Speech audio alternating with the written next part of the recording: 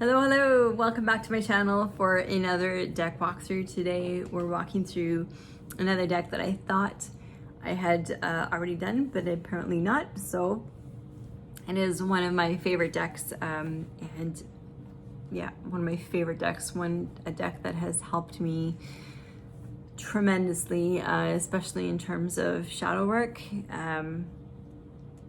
over the past year, and this is never gonna leave my collection, ever. So it is in a tarot wrap that I made. It just has these like cute little owls and polka dot fabric on one side, and let's take the deck out here. So on the one side it's polka dots, which do change from blue to green, and then we've got this sort of stained blue on the other side. All right, put that there. So today we are, of course, talking about the Nicoletta Ceccoli tarot. There's the backs, they're beautiful. Again, these are not in order. Five of Cups, so the number will be down below, and the symbol for the suit will be up above. I believe this is all pre-existing art. Of course, I could be wrong, but this deck both makes me laugh and cry. It's a bit, it's creepy cute, right? Like it's cute just having a bath in a teacup with a gingerbread man who's obviously gonna melt. And here she's getting spanked by her toy, right? So cute. It makes me laugh. Like it's just funny. A bit creepy as well. Like, you know, the bunny only has one eye, one button, the other one's on the ground here, and she's got a riding crop. She doesn't look happy.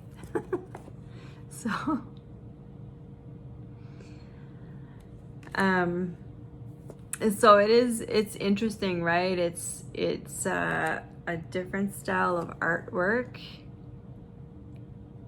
and I know that, you know, sometimes because it's pre-existing, it can sometimes be a bit of a stretch to figure out what to put with what card number if you're looking at the art of a system, or any system, I guess. This one's cool, where the lizard is sort of, or I don't know, is it a giant lizard? Is it an alligator? It is blending in, and she's oblivious that it's there. So it can be a challenge to try to figure out, you know, or it can be a stretch, I guess, to find a card that goes with that particular set of traditional symbols or meanings, at least in generic terms. But I think they did a great job here.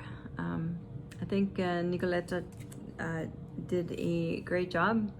There are some, like, I don't necessarily agree 100% with every single one. I believe this is the card that's on the cover of the box. It's the Ace of Wands. I don't necessarily agree with the association for every single card, and actually, if you're interested, Don Michelle over at Boho Tarot, she actually renumbered or restructured these the cards to make them, you know, to how they made more sense for her. So if you're curious, go check out her video, because I think she did a great job. It's a ton of work, but you know what? If I think if you spend that much time doing restructuring a deck like that, you are going to know that deck inside out and backwards. I have Don Michelle's notes. I haven't done the restructuring, mostly because I think I'm okay with it this way. But, you know, of course I reserve the right to change my mind at some point. This deck is, I think this deck is one of the pieces of my soul deck. I love that card. I love it so much. This was my first deck that I really used for shadow work. Well, okay, and my Tarot de la Nuit as well, I guess. But this one is the one I really used for shadow work last year. And it helped me tremendously. It's not despite the fact that it's pre-existing artwork, it's not fluffy at all. The messages it gives are pretty in your face. So it's not one you want to approach lightly. So I did not know, so I was very new to tarot when I bought this, and I didn't know what the major numbers were, like what all of them were exactly, so I wrote it down on the bottom. It's okay. Doesn't bother me. The Moon. I love this card so much. Love it. And I also really love this one. The Tower. This one sort of makes me laugh. The Devil. Temperance. Death. Snow White. The Hanged Man.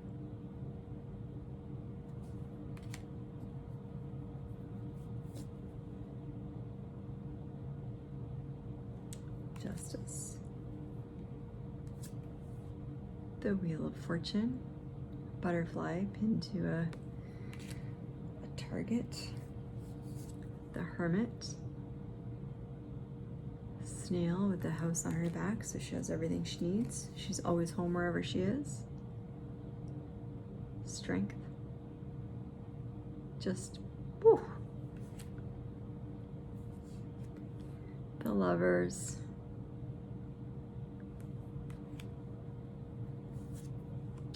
The Chariot. The Emperor. Little Napoleon.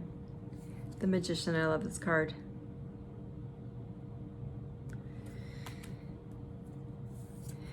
No matter what we think we feel, you know, we don't want to necessarily show that to the outside world. The Empress.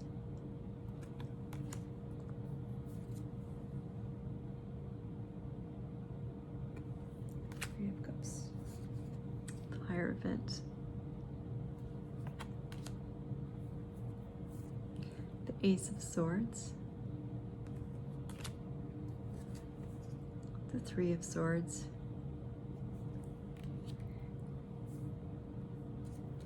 The Four of Swords. This is the one that makes me just crack up. Five of Swords. She really doesn't like those carrots. The Six of Swords. So it's not traditional RWS, right? I think it sort of follows that structure, but you know, in the Six of Swords, as an example, typically, you know, in the RWS deck, the traditional image is the person rowing the boat, and in the boat is are two figures. One looks like a child. They've got choppy waters on one side of the boat and smooth waters on the other side, and there's a far shore that they're going to. Whereas and you know, the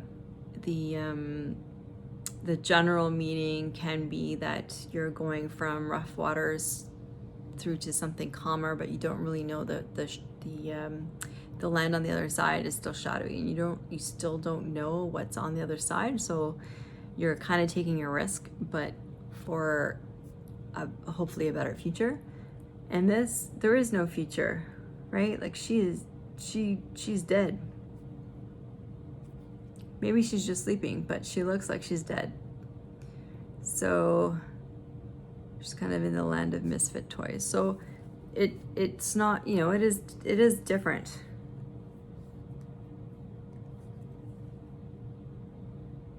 The Two of Swords walking a tightrope. So I would have seen this more as the Two of Coins, right? Trying to juggle, trying to keep not two coins up in the air, but trying to keep yourself up in the air and on that thing. Try not to go too far one way or the other.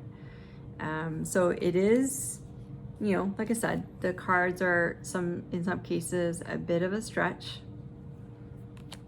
but that's okay, because once you start working with this deck and really get into it, the meanings come to you. They don't have to be the RWS meanings.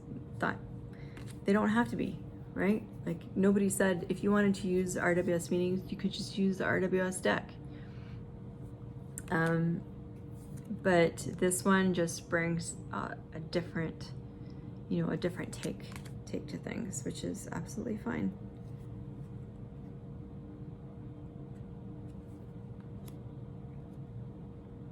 That was the Queen of Swords, and this is the King of Swords.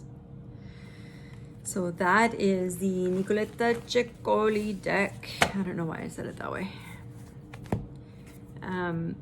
Cardstock. So I think this is a Lo Scarabeo deck. Cardstock is it's pretty good. It's not as thick as my Tarot de la Nuit, which is good, because that one I can't riffle shuffle at all. This one I can definitely riffle shuffle.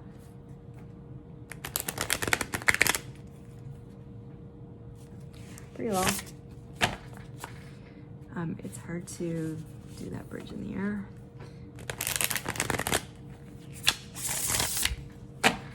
So pretty well. I feel like it is. It's quite sturdy cardstock. It's not super matte, but it's kind of a low gloss. There, you can see. Yeah, it's kind of. I wouldn't say it's totally matte, but it is a very low gloss, which is nice. I've not edged this or anything because with the white borders on each side, I don't feel like it's necessary. So that was the Ceccoli deck. Let me know if you have it. Do you use it for shadow readings, or do you use it for something else, or do you just enjoy the artwork, or do you just not like it? I would love to know. Leave me a comment down below. Hit the like and subscribe button before you go. And until next time, be safe.